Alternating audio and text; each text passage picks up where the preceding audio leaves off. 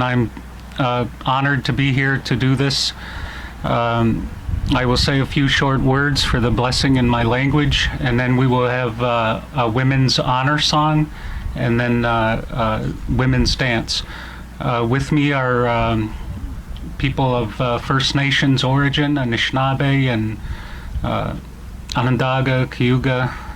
So bear with me a minute.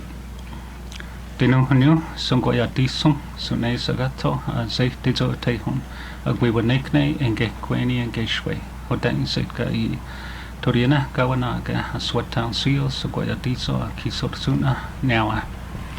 Okay, Sabrina Shawana will now do a women's honor song. She works with the Sisters in Spirit, and Sabrina. No, that's good.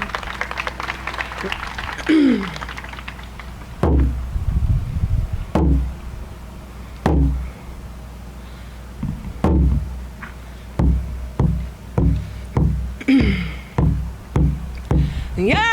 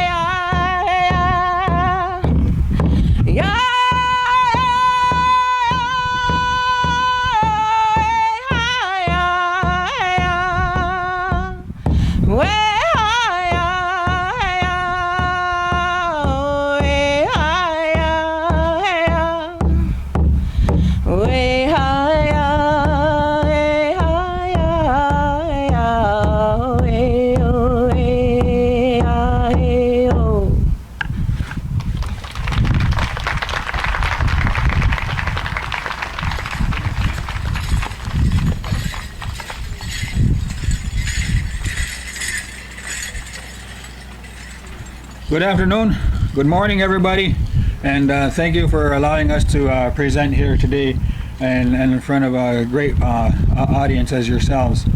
We're going to sing this women's shuffle dance song, and where it comes from is from the Creator himself. It was the first song that was sung when the Creator created this land, and the lady was planted here on this great turtle island, and she began to dance around, and as she danced, this turtle had grown that she was standing on, grown into a great big huge continent of North America as you see it today. We call it the Turtle Island.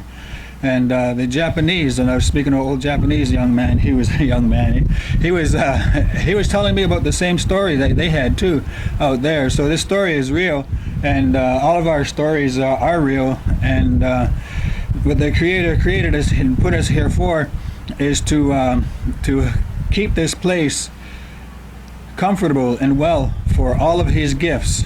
Each and every one of us here is a gift from the Creator, And everyone that is unborn yet is also a gift of the Creator. And we need to take care of our mother, the earth, who is abused the most. And we need to take care of her. We need to not to be using our waters as wastewater waste. You're throwing your nuclear waste into the bottom of the rivers and the ocean, or the lakes. That's not good. That's not right. 100,000 years it takes for that stuff to disintegrate. And how are your children and your children's children after them going to be? And they can't drink the water no more. So please, you have a great big number of people. You guys are strong. You guys can do this. We know you can. Keep our mother, the earth, clean, pure, and strong for our future generations. And she's the one that's been abused the most. So I'm going to sing this dance, this women's dance, in honor of all of the women who have come to this earth as we know them now today, from them being a little girl to growing into their youth and their adolescence and into their motherhood. So we're going, and then later on into their grandmothership.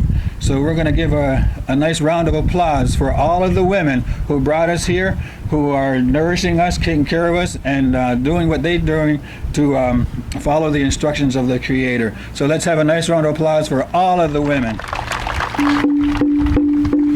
We're going to do what we call a Skanye Ganise, women shovel dance.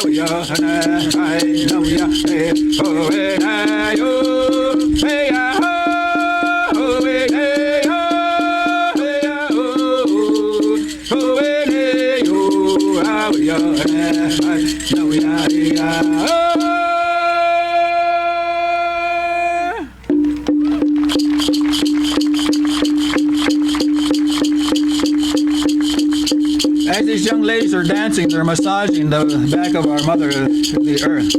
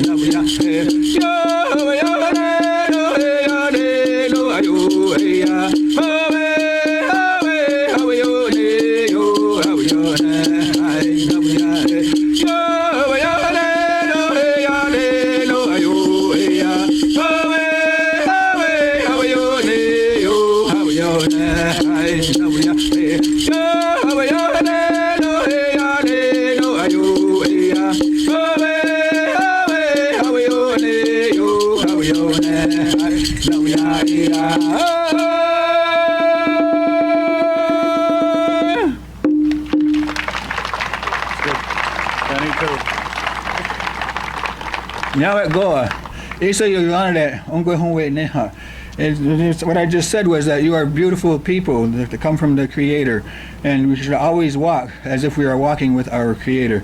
Now, we acknowledge the Nanto Hatanakwe Onkwehowe, which means "Here live the people" in the Cayuga language.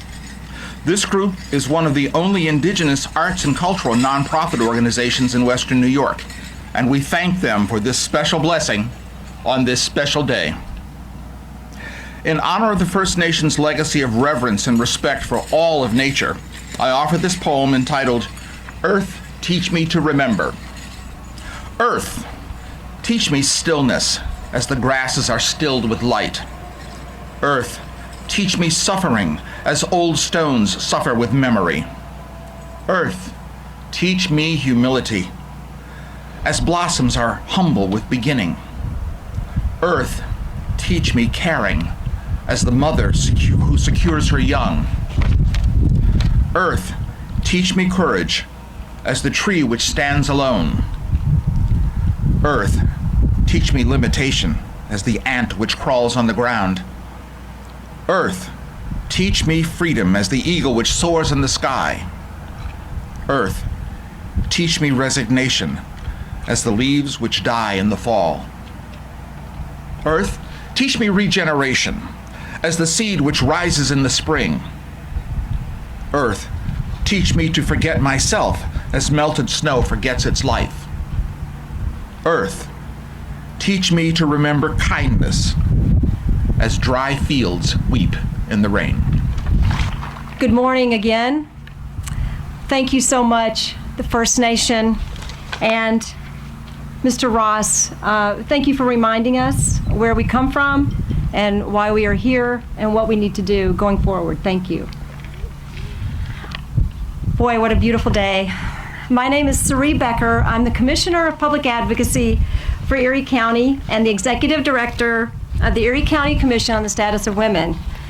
On behalf of the Erie County Commission on the Status of Women, our partner organizations and planning committee, welcome to the ribbon cutting of the beautiful Tribute Garden, a place of hope and healing for anyone impacted by domestic violence and for awareness to everybody about this issue in our community. Just 6 years ago, the Erie County Commission on the Status of Women initiated the very first annual Break the Cycle Bike-a-thon as a way to bring awareness to the issue of domestic violence in our community. As an organization that works on behalf of women and young girls so that they may reach their full potential, we were galvanized into action with the brutal murder of Asiya Hassan by her estranged husband in 2009. Realizing that 1 in 4 women and 1 in 9 men would experience violence by an intimate partner in their lifetime, and discovering that over the course of 1 year, over 11,000 domestic violence-related calls to law enforcement in Erie County had been made, we joined forces with the domestic violence service providers in our community to take a stand against this issue that was claiming too many lives and devastating too many families. Little could any of us have imagined that we would be here today, joined together as a community, enveloped in the warm embrace of this beautiful garden, gazing at the healing waters of the beautiful river, united in our intention to stop domestic violence.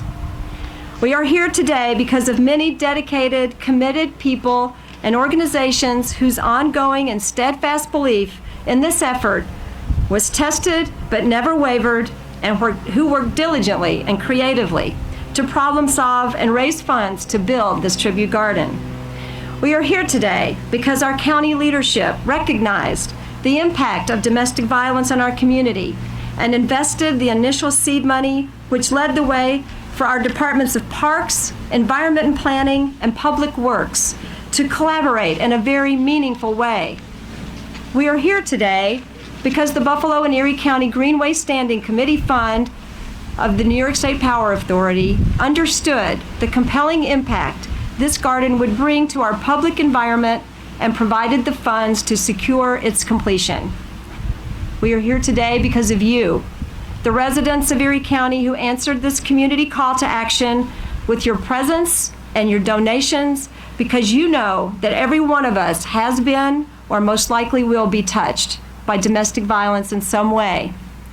But most importantly, Asiya Hassan, Jackie Wisniewski, Joel Russell, Martha Tapscott, and too many other women and men whose lives were tragically ended by their intimate partners. We're here today to honor and pay respects to you. We are here today to stand alongside your family and loved ones and friends to say we are sorry that you are gone and that we could not help you in your time of need.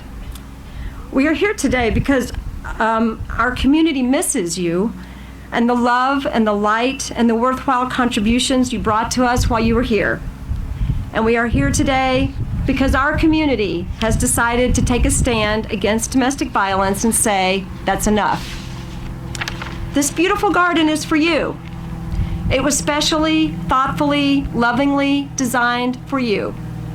This location, the stone walls, the grassy knoll, the plants and trees, the beautiful metal trellis, the placement of everything was done to honor you. And today we promise, a group united under this beautiful sky, that we will continue to lovingly care and maintain the sacred space. And in doing so, we will continue to speak as your unsilenced voice, the message of hope, healing, and awareness until we end domestic violence. Thank you all for coming today.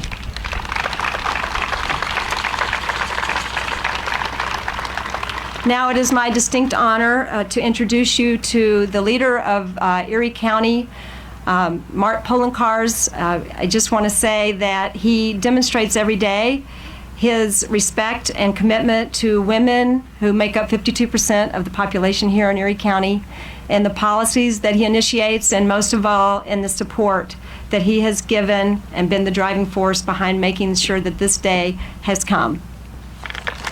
Thank you, everyone. Thank you, Sari. We talk about the Mother Earth, and I want to thank Sari and the members of the Erie County Commission on the Status of Women, because if there's a mother and mothers for this domestic violence victims tribute garden, it's all the women who worked so hard for many years to make this day a reality. So on behalf of everyone in Erie County, I want to thank all the members of the Commission on the Status of Women and their partner organizations for what you did to make today a reality. Thank you very much.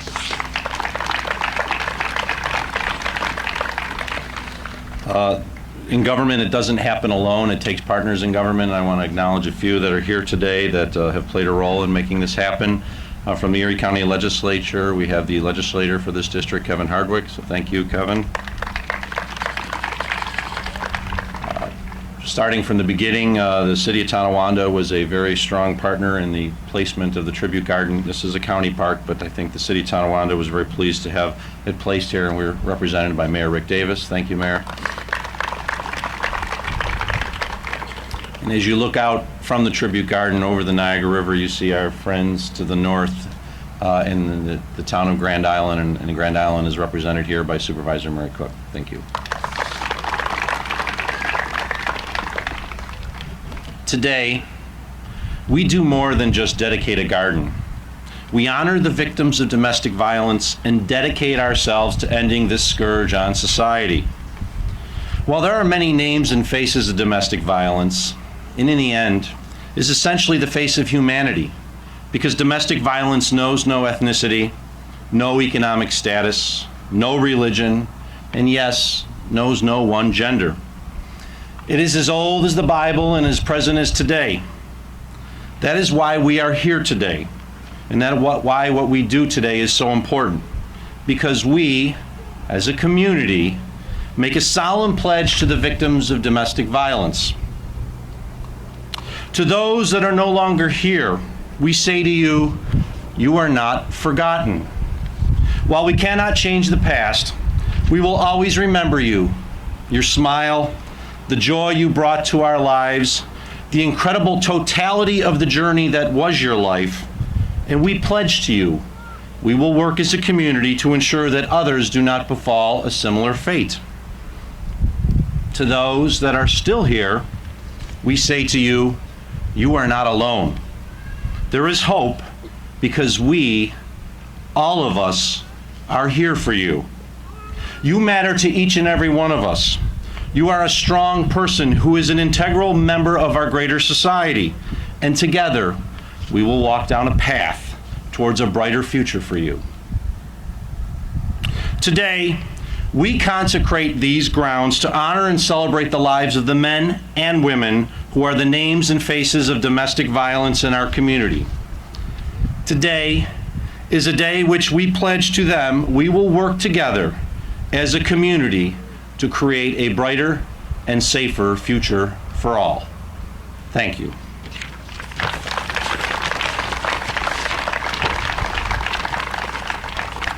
It is now my pleasure to introduce the chairman of the Buffalo and Erie County Greenway Fund Standing Committee, Alan Bozer, and to thank the Greenway for their funding, which made this possible today. Alan? Friends, good morning. My name is Alan Bozer. I am the chairman of the Buffalo and Erie County Greenway Fund Standing Committee. I'm also an attorney with Phillips Lytle, and I am a trustee of the Buffalo Olmsted Parks Conservancy, whom I also represent. The other members of the Standing Committee include the County of Erie, the City of Buffalo, and the New York Power Authority. And I'd like to say hello to Carol Sampson, who's here from the New York Power Authority, and you'll hear how important they are.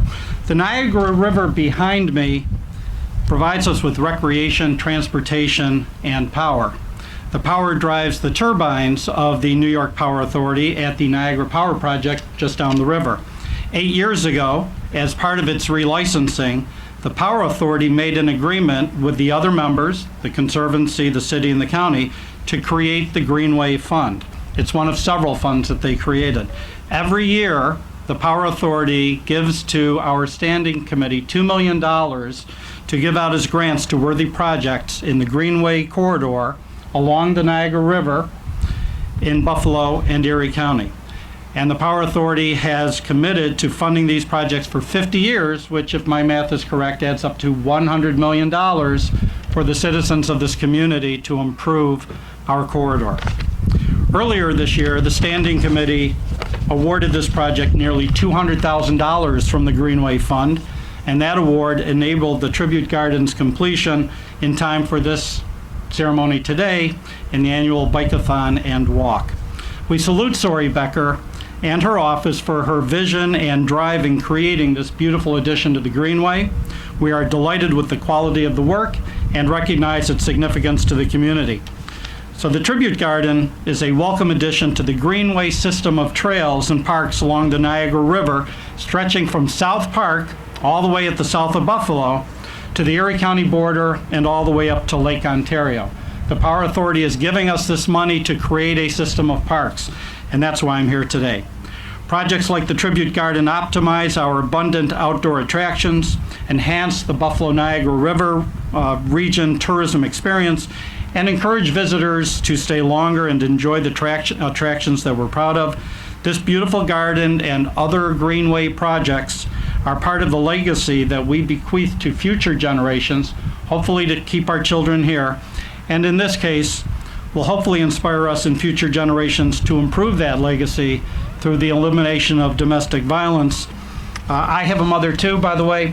My mother is Joan Bozer, and Sori Becker reminded me, or I reminded her, that she was instrumental in founding the Commission for Women in Erie County. So thank you for the opportunity to participate in this happy event. And again, congratulations to Erie County and Sori Becker. Great job. Thank you. Again, thank you so much to the Greenway Commission and to the New York State Power Authority for making this dream really become a reality. Thank you again. Now it's my pleasure to introduce to you our performer today, Lisa Regina. She is an actress, an educator, filmmaker, and also a survivor of domestic violence.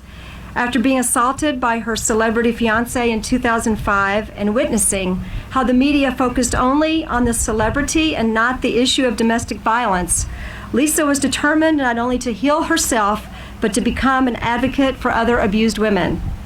Through writing, Lisa found personal strength and founded A Right to Heal Incorporated so that she could share the process with others. She is committed to educating the public and raising awareness through performance and public speaking, and she did so yesterday at the YWCA with about 25 women. And we appreciated that very much. I heard it went really well. A Right to Heal has become a credited course through the New Jersey Coalition of Battered Women, and Lisa has been a featured speaker of domestic violence awareness events throughout New York, and worked with many YWCAs. And she has also been a presenter at the World YWCA Council meeting in Zurich, Switzerland in 2011. So please welcome Lisa Regina. On April 2nd, 2005, I thought my world ended, and it came to an abrupt crash I was pursuing my acting and writing in New York City, working as an actress, 2 months away from my wedding, and wedding plans, wedding gown, the whole spectacle was planned. And of course, my fiance, being in the industry and being at a different level, had a pretty impressive, I guess you would say, guest list for our wedding. So I thought things were happening and happy, but on that day, he chose to express his anger in a physical way. So I was assaulted in our vehicle and thrown in the street in New York City mid-afternoon. Very traumatic experience, especially when there are hundreds of people hustling and bustling in Manhattan and no one stopped except for 2 women, one from California, not from New York City. And she stayed with me until the ambulance came. After being released from the hospital, it's just amazing how many days, hours the human body can go without sleep or without food. And I was clearly in a state of post-traumatic stress. And what made it so much worse is because his celebrity status. So I was barricaded in my apartment. My family lives very far outside of New York City. So I was alone, I was alienated, I was traumatized, I was vomiting in a bucket, I still had severe injuries. And all the paparazzi wanted was the money shot, which is the black eye. And through the support of friends, I was able to sneak out, thank God, and get to counseling and get help.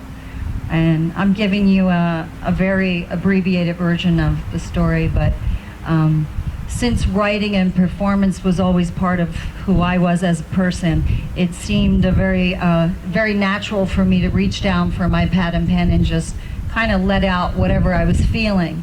And it was the only lifeline that I had, and it was a way to articulate and verbalize and just get it out. And some of the fragmented phrases and words I had molded into a monologue that I staged in New York City with a collection of monologues that I wrote, which were all based on true stories of women that I invited into my writing circle, which was very grassroots, a right to heal. And that's why this shirt is hand-painted, because the night before I performed, I was extremely nervous because family, friends, everyone would hear my story for the first time. So I stayed up all night and I painted this shirt. So this has very special meaning to me. And some of those fragmented words and phrases from my first piece, it was very angry. I was mad, you know. I was filled with this, not only the embarrassment, but the anger of how could he do this? And some of the fragmented words were like, I remember someone saying, well, he's Italian. Well, what does that mean? My brother's Italian, Italian-American. My brother doesn't beat his wife. And I really took that and I started to spin it into a monologue, and it's just an Italian thing. Oh, it's the way you were raised. Well, then choose not to give that praise. Then why does it occur in all ethnicities? No, you see, that's just an excuse to justify abuse. So my first monologue went something like that. It was very spoken word and it was very angry, but it got it out, and it got out what I was feeling, and I believe it's the truth, and I think we'll all agree, as you said, it occurs in all ethnicities, and it has nothing to do with that. It's a choice. So I've been counseling women, writing, encouraging them to articulate their stories in any way that they can, writing it, talking about it. And this one particular woman in a group that I was attending, she was the only one that had no voice. She couldn't talk. She was emaciated. She shut down. She stopped eating. And my focus was on her, which helped me to heal. By helping others, we heal ourselves. By giving, we get so much in return. And to keep passing that forward, I think that's what it's all about. And this particular woman, my focus was on her, and I invited her in the writing group. And for the first time, she sat down and she wrote about 8 pages on a legal pad. She just kept writing. Everyone else was done writing, and we were just looking at her, you know. And I said, you don't have to share it, but if you'd like to, you're safe here. And when you leave, we'll take your story, we'll lock it in my file cabinet, so you're safe. And she chose to share the story, and it was just really powerful and amazing. So writing helped her for the very first time to speak about her story. And that very first time led to the next moment, which was when we staged the collection of monologues, including her story. And she sat in the audience just like you are. She had a safe perspective. We had counselors, we had support there for her. And in the backstage after the show, when my cast of actresses met the real women whose stories were staged, came together. It was a beautiful moment. And she said to me, I need to change that. And it was the first time she said that. So I think having that perspective and seeing her life on stage really helped her to take the next step and to get out of that. She's healthy today, she's happy today, and I'm really proud of her. Which leads me to my next monologue of where I am now and what I've learned from everyone.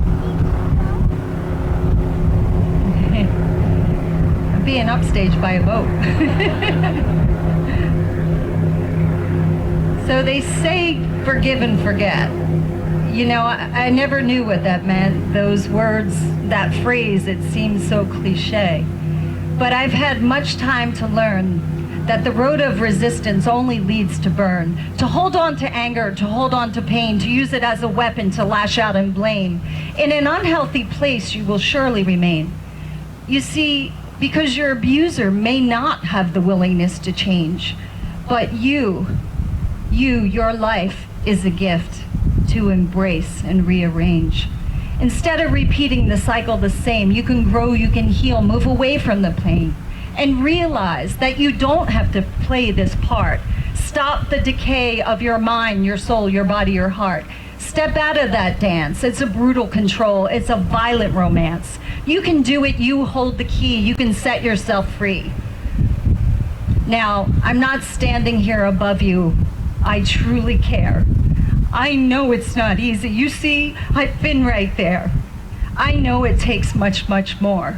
So I offer my hand to open up that door. What I've learned is I live and I forgive. I learn to live and see with new eyes the nature, the beauty, the endless skies. I forgive to love, I forgive to heal, to humbly kneel to God who has taught me the true meaning of love. Without it, there is no healing. There is no rising above. And yes, I forgive you, my abuser. You know that you are as imperfect as I am and all of us are. Even if you still hold on to your rage, your anger's not mine. And in this new place, it's peace that I find.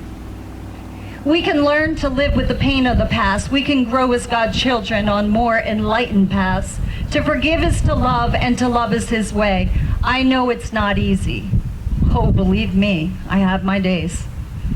But I have all the time in the world, so let Him lead the way. And I pray that you have let go of your need to hit and shout. You say it's a learned behavior? Well then, learn to live without. For once, just please stop and listen to me. Why do I care to share this with you, my abuser, especially? Because it's through your violent love that I've come this far.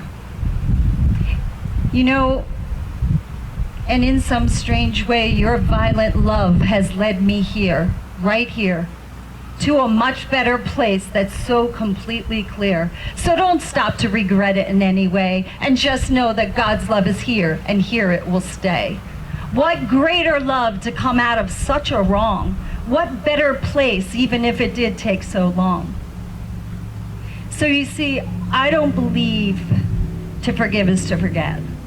I believe it's to grow, it's to heal, it's to yield, it's to love. Once you two can just live and just let. Thank you. Good morning. My name is Karima Amin, and although if you have a program, I'm listed as Storyteller, I'm not going to tell a story today. I've been asked to share Maya Angelou's poem, Still I Rise, which could be the theme song for certain life's journeys. I'm a retired Buffalo teacher I'm also Executive Director of Prisoners Are People Too, which advocates for the rights of incarcerated men, women, and children. And I'm also a DV survivor. Still I rise. You may write me down in history with your bitter, twisted lies. You may tread me in the very dirt, but still, like dust, I'll rise. Does my sassiness upset you? Why are you beset with gloom? 'Cause I walk like I've got oil wells pumping in my living room. Just like moons and like suns, with the certainty of tides, just like hopes springing high, still I rise. Do you want to see me broken? Bowed head and lowered eyes, shoulders falling down like teardrops, weakened by my soulful cries. Does my haughtiness offend you? Don't you take it awful hard, 'cause I laugh like I've got gold mines digging in my own backyard. You may shoot me with your words. You may cut me with your eyes. You may kill me with your hatefulness. But still, like air, I'll rise. Does my sexiness upset you? Does it come as a surprise that I dance like I've got diamonds at the meeting of my thighs? Out of the huts of history's shame, I rise. Up from a past that's rooted in pain, I rise.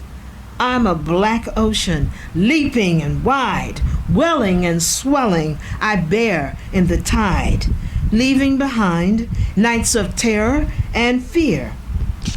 I rise into a daybreak that's wondrously clear. I rise, bringing the gifts that my ancestors gave.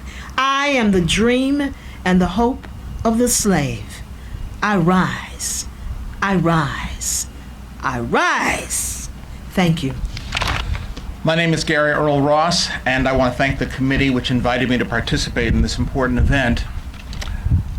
The poem Spirit Rising by D.S. Knight was read last year because it addresses the indomitability of the human spirit, of the survivor's spirit to get back up after being knocked down, and has the additional symbolism of talking about land that has been reclaimed and resurrected.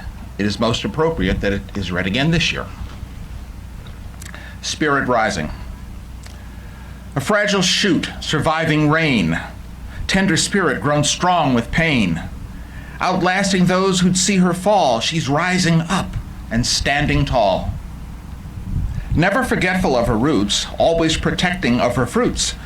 Through darkened day and storm-wrought night, striving to keep the sky in sight. She's pruning pieces to ease the strife while rebuilding the garden of her life. Sunshine glows and dewdrops shining, buds in bloom and spirit rising. Now dancing dressed in verdant lace, welcoming the sun upon her face. Thank you. And for our final poem, I'd like to invite the domestic violence service providers who have been working with us, and as well as the committee that has been working on this garden, to come and join Joelle and I behind us, please, as we read in unison the final poem on the back of your program. Come on down. Don't be shy. These are the folks who made this happen. And actually, we'd love all of you to read it. It's on the back of your program as we reclaim this land officially with this poem. While once this land belonged to others, we claim it today. For this land is where the sun brings new energy by day, where the rain washes away worries, where the breeze blows new strength in your being. Walk gently here and know its beauty, hope, and peace. Thank you all very much. I just want to thank everybody again for being here, our wonderful poetry readers and performers today. This has been extraordinary. Joelle Logue, thank you for the work you did to make this happen. Thank you. and all of these folks up here. We had a private dedication because there were so many important thank yous to do on Thursday. But we, most important, wanted to focus today on why we are here, and that is to bring awareness to domestic violence and bring honor and respect to those who have been impacted by it.